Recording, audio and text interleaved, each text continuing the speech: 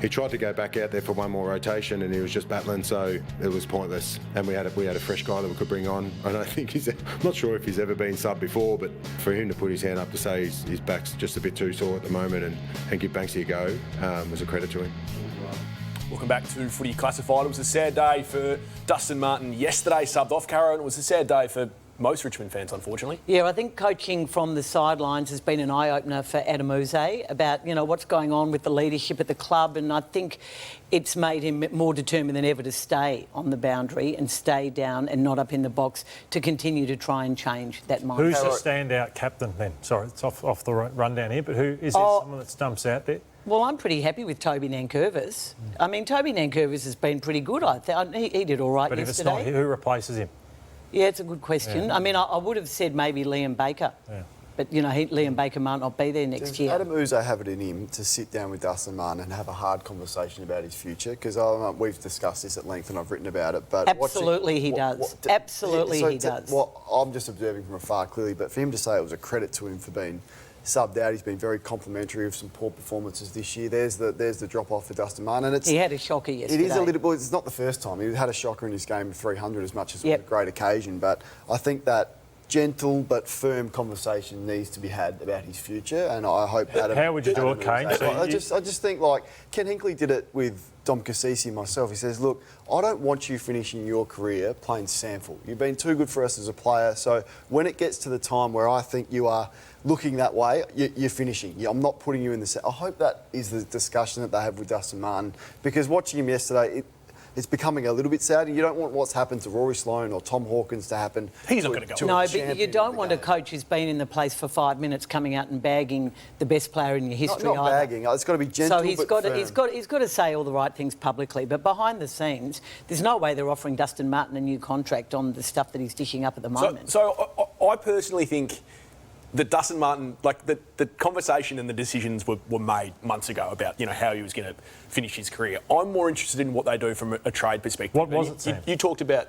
What was the decision they made on Martin? No, as in not trading him to the Gold Coast Suns, which is what they should have done. We're not going to go back into all of that. Anyway, they're talking about Baker going... Ridiculous statement, but anyway. Well, it's actually ageing pretty well. You obviously weren't at the MCG 2 weeks ago. Go on. I wasn't, but I'm well aware of Dustin's career. Thank you, Caro.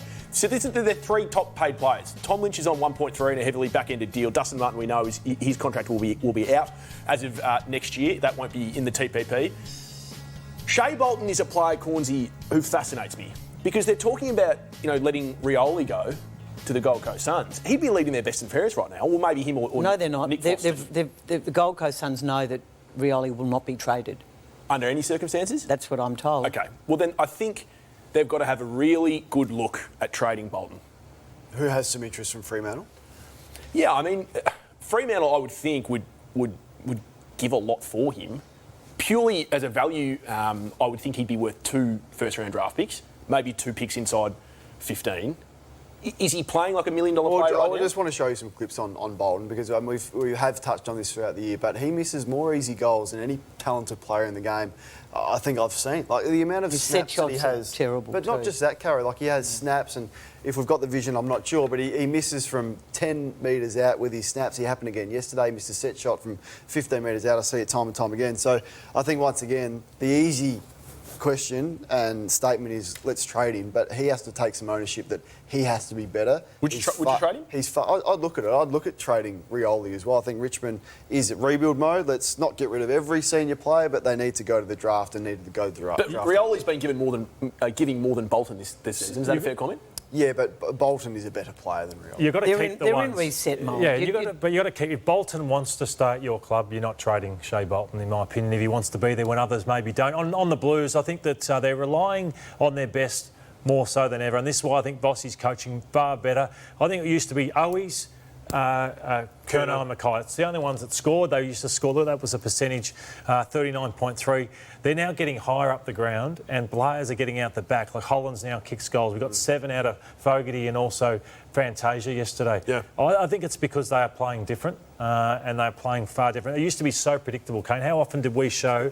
How often do they want to keep bombing on the head? We don't see that anymore. And I reckon we're seeing something truly special from 2 players in their midfield, and it happened again. When the game is up for grabs and the result, I think it was 61 points in the end, weekend. But this game was up for grabs at stages, and these two in the third quarter absolutely rip your heart out. Look at those numbers from those two in one quarter. Some players will be happy with that for a game.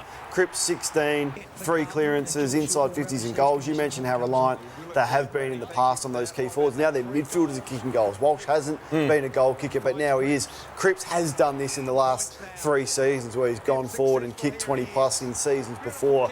So I just think we are truly witnessing something special from two outrageously good midfielders, and we've spoken a lot about what Sydney have done, but those two there are matching every bit what Sydney are doing with Warner, Heaney and Goulden.